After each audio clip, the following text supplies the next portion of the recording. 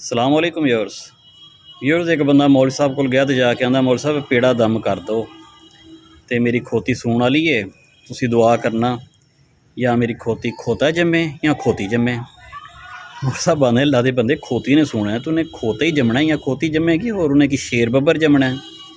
ਕਹਿੰਦਾ ਮੌਲਵੀ ਸਾਹਿਬ ਤੁਹਾਨੂੰ ਨਹੀਂ ਨਾ ਪਤਾ, ਵਿੱਚ ਮੈਂ ਵੀ ਚਵਲਾ ਮਾਰਦਾ ਰਿਹਾ।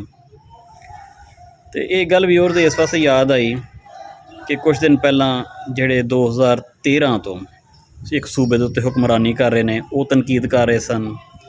ਫਿਰ ਕੁਛ ਦਿਨ ਪਹਿਲਾਂ 2008 ਤੋਂ ਜਿਹੜੇ ਇੱਕ ਸੂਬੇ 'ਚ ਹੁਕੂਮਤ ਕਰ ਰਹੇ ਨੇ ਉਹ ਤਨਕੀਦ ਕਰ ਰਹੇ ਸਨ। ਫਿਰ ਜਿਹੜੇ ਮੁਸ਼ਰਫ ਦੌਰ 'ਚ ਪੂਰਾ ਸੂਬਾ 10 ਸਾਲ ਤੱਕ ਚਲਾਉਂਦੇ ਰਹੇ ਨੇ ਉਹ ਤਨਕੀਦ ਕਰਦੇ। ਚਲੋ ਇਹਨਾਂ 'ਤੇ ਜੋ ਵੀ ਕਰਨਾ ਹੀ ਕਰਨਾ ਹੀ। ਸਿਟਿੰਗ ਵਜ਼ੀਰ ਦਾਖਲਾ, ਸਿਟਿੰਗ ਐਂਟੀ ਨਾਰਕੋਟਿਕਸ ਦਾ ਚੀਫ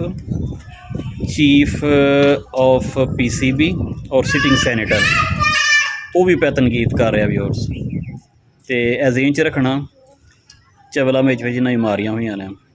ਇਹ ਨਾ ਹੋਏ ਕਿ ਖਾਣ ਪੀਣ ਨੂੰ ਬਾਂਦਰੀ ਅਤੇ ਡਾਂਗਾ ਖਾਣ ਨੂੰ ਰਿੱਛ।